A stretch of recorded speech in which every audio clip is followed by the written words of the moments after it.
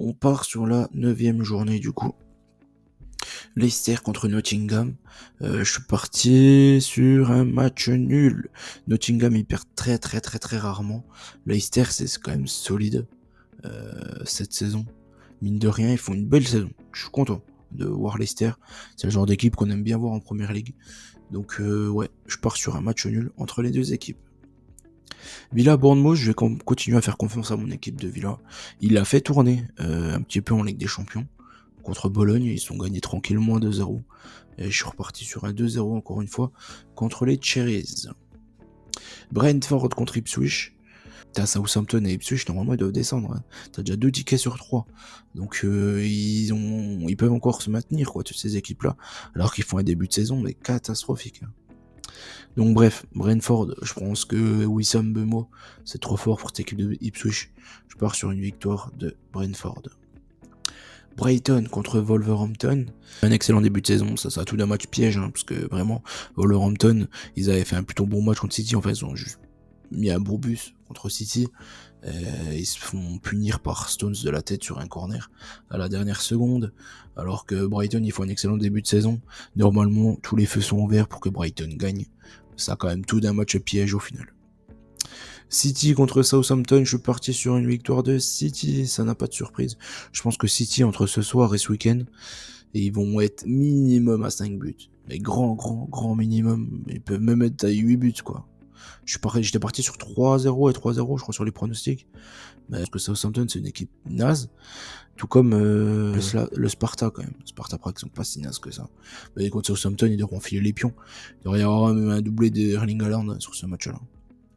Everton contre Fulham. Match très très compliqué. Everton ils reviennent plutôt bien.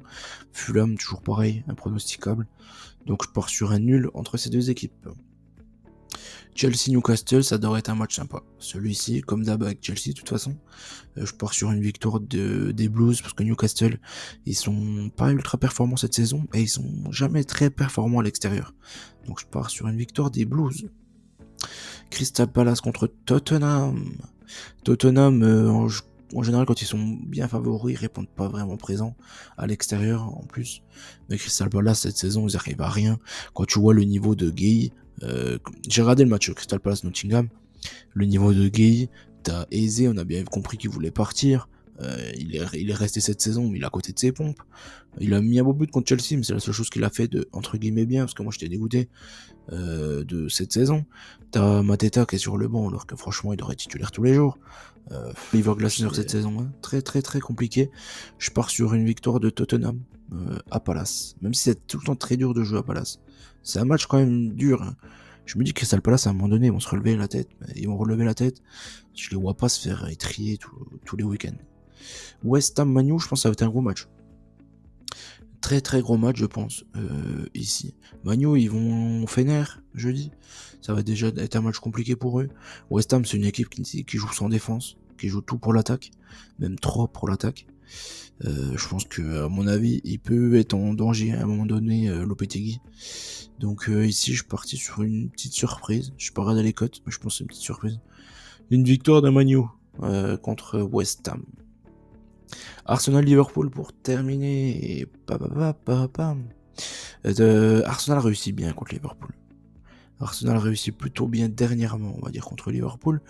Qui plus est à la maison. Pour moi, la meilleure équipe, c'est Liverpool. Clairement, il n'y a pas photo. Pour moi, entre ces deux équipes-là, il n'y a pas photo. C'est Liverpool, ils sont au-dessus. Mais Liverpool aura un gros match ce soir contre Leipzig. Enfin, comme je la diffuserai demain, la vidéo, vous allez croire. Enfin bref, j'ai fait toutes les vidéos ce mercredi, hein, donc c'est pour ça. Liverpool a un gros match contre Leipzig. Donc, je me dis que ça nivelle un peu tout. Et je pars sur un match nul entre Arsenal et Liverpool. J'espère que la vidéo vous a plu. N'oubliez pas qu'on gagne, on perd ensemble. Je vous souhaite bonne chance à tous pour ce week-end. Et je vous retrouverai certainement ce week-end pour les vidéos pour la semaine pro. Je n'ai pas regardé ce qu'il y avait la semaine pro. Je crois que c'est des matchs de championnat. Il me semble. Bon allez, ciao tout le monde. Bonne chance à tous. N'oubliez pas qu'on gagne, on perd ensemble. Et je vous dis à très vite. Ciao à tous.